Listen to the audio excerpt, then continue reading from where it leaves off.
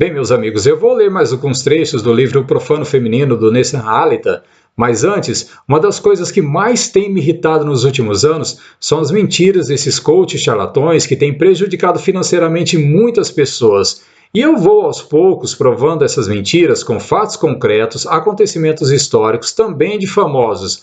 Mas só uma rápida amostra. Por exemplo, a idiotice que esse Wendel Carvalho disse que homens que não se casam são apenas meninos. Homem solteiro que quer ficar solteiro para sempre é só um menino. Agora ouçam o que o próprio Deus encarnado falou. Quem é o maior no reino dos céus?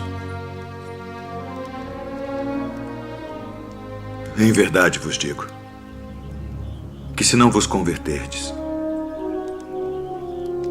e não vos fizerdes como meninos, de modo algum entrareis no reino dos céus. Nesta passagem que está em Mateus 18, Cristo ensina sobre humildade. Totalmente o contrário do empoderamento feminino, não é mesmo? Vamos ao livro do Halitta. Ele ressalva que nem todas as mulheres são assim. Alguns dementes falam que somos revoltados com mulheres, mas sendo um estudioso da psique humana, tudo o que queremos é apenas te alertar para não cair nas espertezas, más intenções e armadilhas que podem destruir a sua vida e carreira. Tem imbecis que trabalham como manipuladores para afirmar que os homens não podem criticar posturas femininas, nem se indignar ou se defender contra certas artimanhas. Basta olhar em volta e logo veremos mulheres desfazendo de homens e dizendo que os mesmos não servem para nada. Nunca ouvimos discurso de homens dizendo que não precisam de mulher para nada, ou querendo bani-las da face da terra, enquanto elas fazem totalmente o contrário. Assistam esse vídeo. We need to kill all men. I am sick of being a baby factory that produces more men that will just, in the future, subjugate me. So the only answer to that is to kill male babies and just kill any man that you see, like in the streets, like any swinging dick, just kill him. Because we want the species to go on, but we want it only to go on with women in it. So that's what we have to do. That's the only way to keep the human race going. Imaginem se fosse o contrário. Se fosse o vídeo de um homem falando isso das mulheres. Continuando no livro. É muito bom, tá? Quase tudo faz sentido. Impressionante. Se você estiver sofrendo por alguma mulher, você poderá morrer e ela não terá nenhuma piedade. Você será visto como um homem fraco, inútil, imprestável, incapaz de cuidar de si próprio, um trapo, um cão, um rato. Bom, o trecho agora que eu vou ler, algumas coisas eu concordo e outras não, já explico. Seja seu espelho na maioria das vezes. Diga que a ame somente quando ela disser que te ama.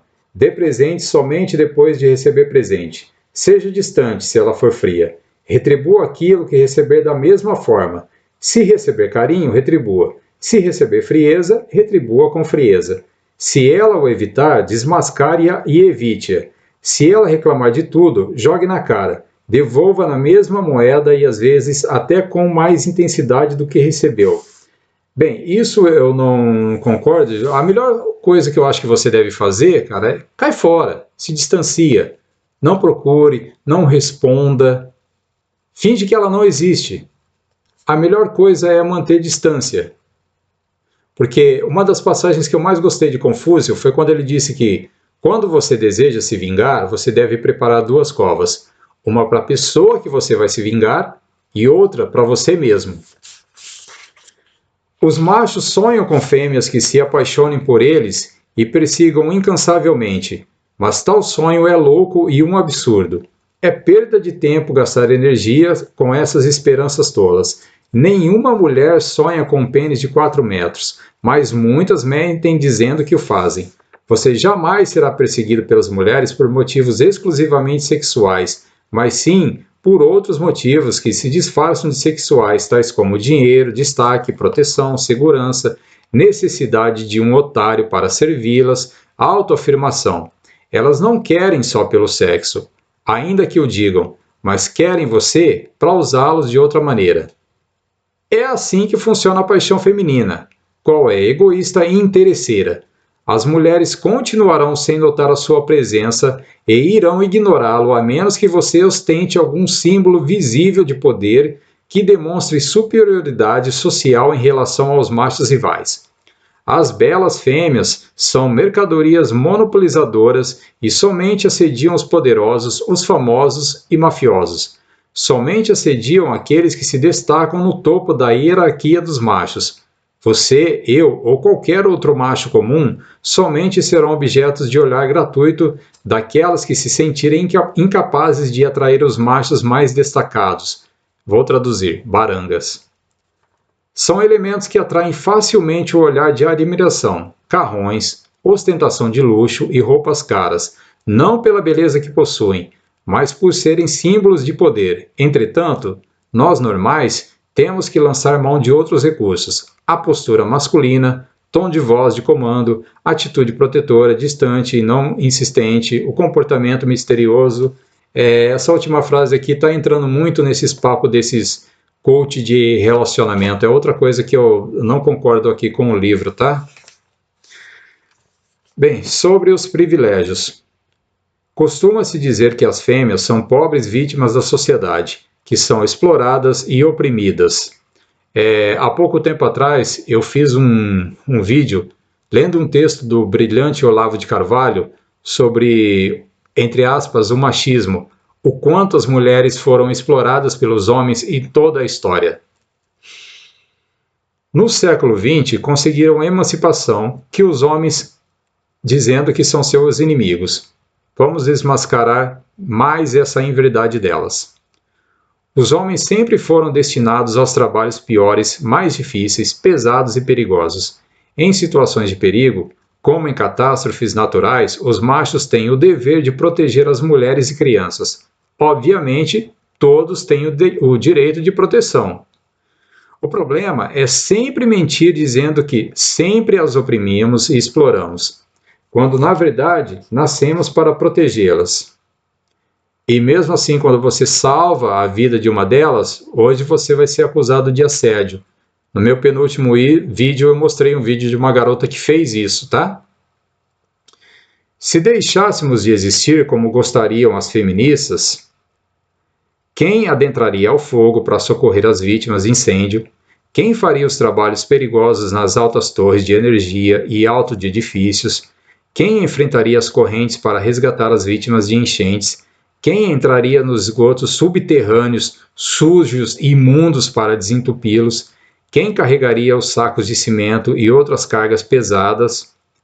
Quem descarregaria os caminhões? Quem mataria os bois para termos carnes para comer? E isso aqui eu quero abrir um parênteses para falar das minas de carvão. Você vê mulheres trabalhando em minas de carvão?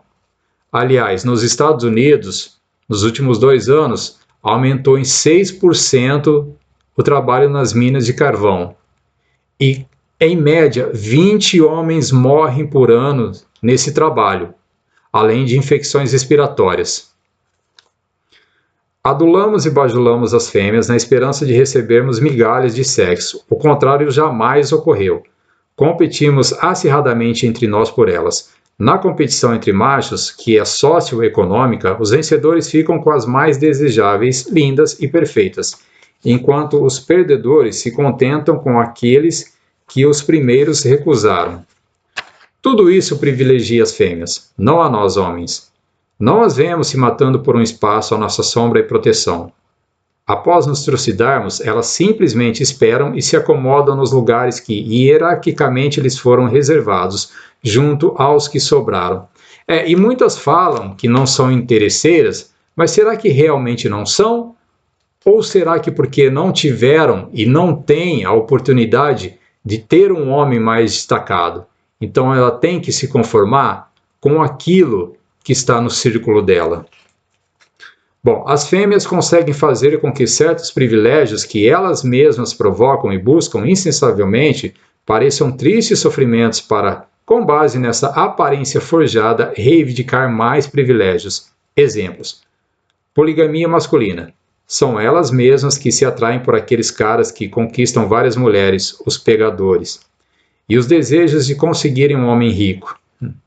Os privilégios as deixam esnobes e seguras de serem desejadas. É por isso que se sentem à vontade para abusar dos sentimentos masculinos. Além disso, acreditam serem constantemente perseguidas e assediadas. Basta que você olhe fixamente alguns segundos para elas e você será visto como um assediador. Se você for pobre, negro, mestiço, será ainda pior. Elas jamais imaginam que um homem pode estar achando ela desinteressante. É por isso que a surpreendemos e desconcertamos quando a ignoramos, evitamos ou rejeitamos. Outra coisa que muito interessante que ele fala nesse livro é sobre o ceticismo masculino. O ceticismo é o principal entrave às manipulações femininas e vai sendo minado por meio de comportamentos aparentemente impecáveis, simulados para induzir o homem à crença de que se comprometeu com uma pessoa de conduta irrepreensível. Um exemplo é que o Pondé disse que quando uma pessoa se acha honesta demais, provavelmente ela vai roubar a sua carteira. A mulher reage com indignação quando desconfiamos de algo que se livra do embaraço dos indícios, qualificando o homem de inseguro. É sempre assim, né? O homem é inseguro. Ele deve ter uma vontade poderosa o suficiente para passar por cima da velhacaria e esmagar toda essa artimanha. O apaixonado simplesmente cairá na rede infernal dos ciúmes e ficará preso em um sofrimento emocional horrível, oriundo da confusão, da dúvida e incerteza. Nosso ceticismo em relação à honestidade delas é uma extrema ameaça à eficácia dos fingimentos da fêmea. Para tentar nos fazer acreditar na honestidade delas novamente, elas não oferecem carinho, sexo de boa qualidade e agem como se fossem honestas, honradas, indefesas, sensíveis, carinhosas e cuidadosas. Os homens se amolecem porque têm pena da imagem frágil da mulher, a aparência angelical e a fragilidade física. Negligenciam o imenso poder destrutivo que elas possuem no campo emocional. Somente após algumas experiências amargas se dão conta do estrago que as bonecas deliciosas são capazes de fazer em suas vidas. Outro artigo do livro O Profano Feminino, do Nessan Halitta, sobre a luxúria. Meu trabalho é diametralmente oposto ao daqueles que ensinam como seduzir mulheres. Eles amam a luxúria, enquanto eu os rechaço frontalmente. A paixão romântica nada mais é do que luxúria disfarçada, manifestando-se sob forma emocional. O desejo de estar junto, de ter a pessoa para si, etc., é simples desejo sexual sistematizado. No coração, a luxúria assume a forma de romance, mas não deixe de pertencer ao mesmo magnetismo animal. Na verdade, a luxúria assume a forma de fantasias eróticas. Deve ser por isso que aquele filme 50 Tons de Cinza fez tanto sucesso, não é mesmo? Na esfera da ação se transforma em cantadas, insinuações de todo tipo. No fundo, tudo é luxúria. Os luxuriosos são degenerados, ainda que se consideram muito machos. O destino do luxurioso é a ruína. É isso aí, enquanto os homens não se ferraram por causa de uma mulher, por causa da luxúria, um dos grandes pecados da humanidade. A luxúria se relaciona com o assassinato passional, com a debilidade do corpo físico e com as doenças sexualmente transmissíveis. Ao envelhecer, o luxurioso não leva nada consigo. O paraíso erótico ficou para trás. Então, o que restou? Nada, porque ele escolheu degenerar-se ao invés de regenerar-se. Bem, sobre o Nessan Halitta, ele explica muitas coisas, vários assuntos, porém ele não fala como você deve atingir certos pontos. E isso a gente vai conversando aos poucos, tá? Por exemplo, as diferenças do amor, da luxúria. Tem esse livro maravilhoso aqui, O Banquete do Platão, um dos grandes clássicos da literatura mundial em toda a história. A gente vai falar sobre isso. Bem, os rivais do Átila afirmam que é possível o homem seduzir e conquistar várias mulheres, ser luxurioso e ao mesmo tempo ser interiormente forte. Está muito relacionado aos coaches de masculinidade, né? Como conquistar mulheres. O luxurioso vai se enfraquecendo físico, mental e emocional e também espiritualmente. Os sedutólogos, charlatões, usam o desejo dos machos para arrancar-lhes dinheiro e prometem que os homens irão conquistar muitas coisas. Pegue e terá caído na armadilha. É contraditório ensinar que os homens sejam fortes, inteligentes, mas tudo isso fará com que ele verá se enfraquecendo e, ao ficarem fracos, as mulheres perdem o interesse e os trocam por outros. Bem, obrigado mais uma vez por terem assistido.